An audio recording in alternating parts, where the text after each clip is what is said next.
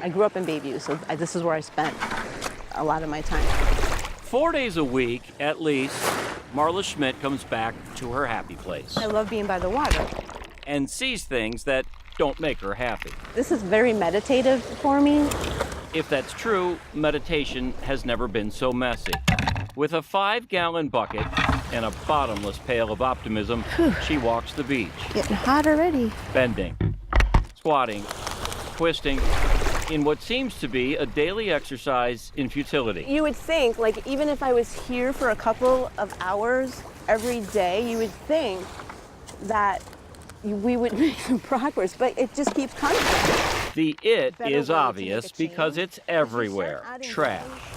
Yeah, look at that, a straw. Step Cigarette things. of the way. I was shocked at how many of these I found. Trash. That's all I get. But when people ask her what she's doing, she doesn't say picking up trash. I tell them I'm picking up plastic. As soon as I change that word from trash to plastic, they're like, oh. They'll pass me, and all of a sudden I'll turn around and they'll be coming back at me with a handful to put in the bucket. It's pretty scary. Try not seeing discarded plastic on your next walk down a public beach. You can't do it. And then you start to realize how much plastic you use in a day. Then that's where the shift happens. And this is where Schmidt became a bit of an accidental activist. Because of all the plastic strewn about the beach, there's one item in particular she hopes to abolish altogether: the plastic straw. I've been saving some of the straws. Back home, Too many, for the past year, right? It's a little sad.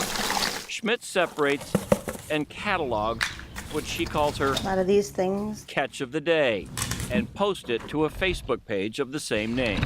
If you give people images, that sticks with them. Right. So I wanted an image. I wanted them to see that this is what's happening at the lake. This is your backyard. That's my catch of the day. This is so much cheaper. In a room full of plastic burrs under her saddle, Plastic. the plastic straw most rubs her the wrong way. Mostly because she finds them 99.9% unnecessary. Wow, amazing. So she started appealing to local restauants to stop using them. She's a go-getter. Andy Larson is the owner of Bowls in Milwaukee's Walker's Point neighborhood, and one of the first area restaurateurs to follow Schmidt's request to go without plastic straws. She does it in a very professional way or whatever, but it's like kind of infectious, like when you're talking to her. She made these cards for me to put out, so she really made it easy for us. So now, Larson's customers don't automatically get a straw, but they are there for the taking, and the one they get is paper, biodegradable paper. Were the paper straws more expensive? A little bit, but Larson says not enough to stop him from switching. I haven't had any negative complaints. Occasionally someone will come in and be like, oh, that's really cool that you guys aren't doing straws. Also hoping people will find it cool is the Wisconsin Entertainment and Sports Center. When the arena opens in August, it'll have concerts, games, and a whole lot of Giannis, but what it won't have is plastic straws.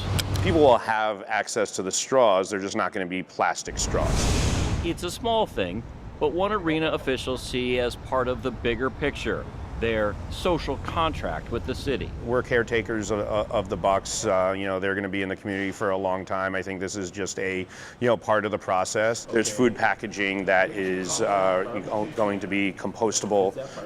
We're sourcing a good number of our product from the food and beverage and from the state of Wisconsin, so cut down on carbon emissions and carbon footprint as well.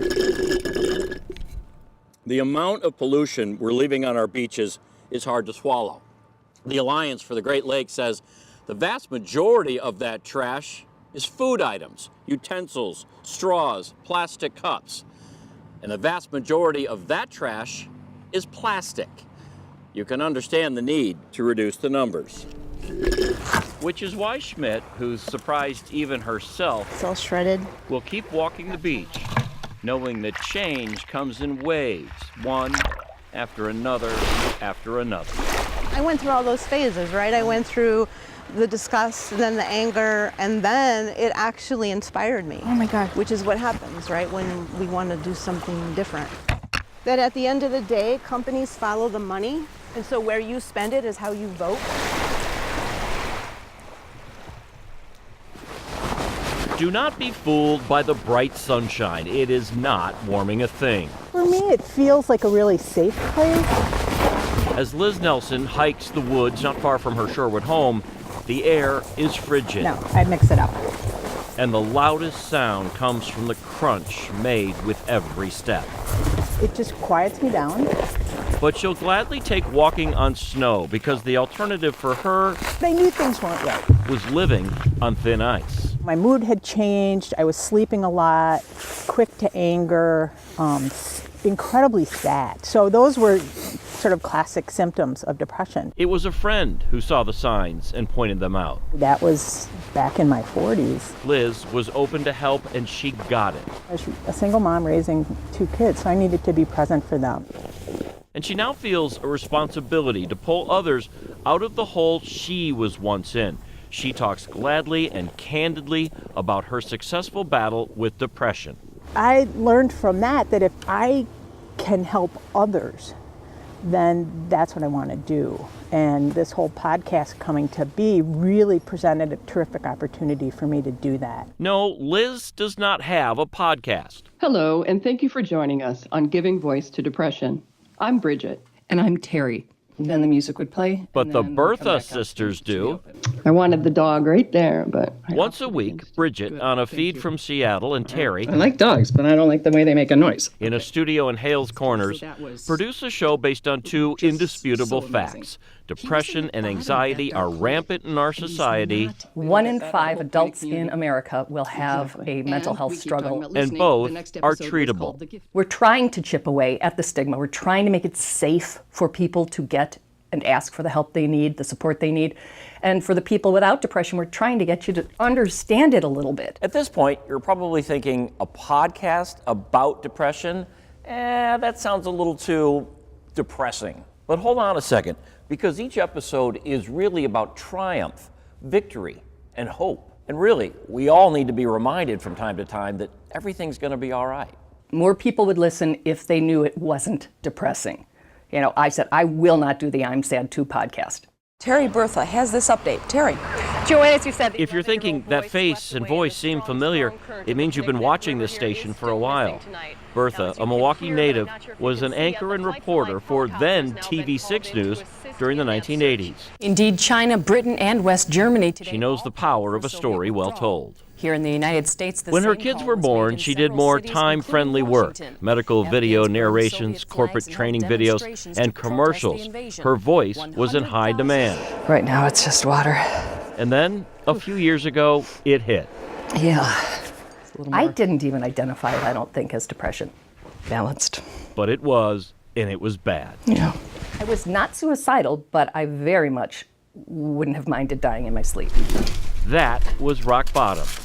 She got help, she got better, and then she got an epiphany. Made the living with my voice for 35 years. I can be the voice for people who aren't ready to tell their story, who don't feel safe telling their story, who are afraid they'll be judged or know they'll be judged.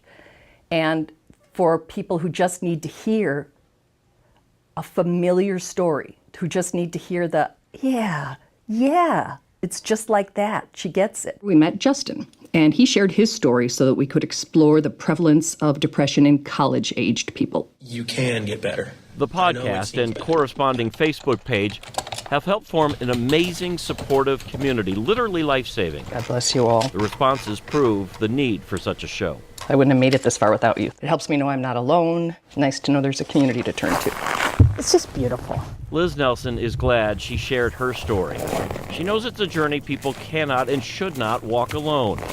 Giving voice to depression makes sure they don't have to. It is an absolute lifeline to those folks who have depression, or family and friends, neighbors, coworkers who have depression, to be able to, one, understand that and figure out what your place is on their journey as well. And I think it's an absolute, I want to say godsend, because it really is.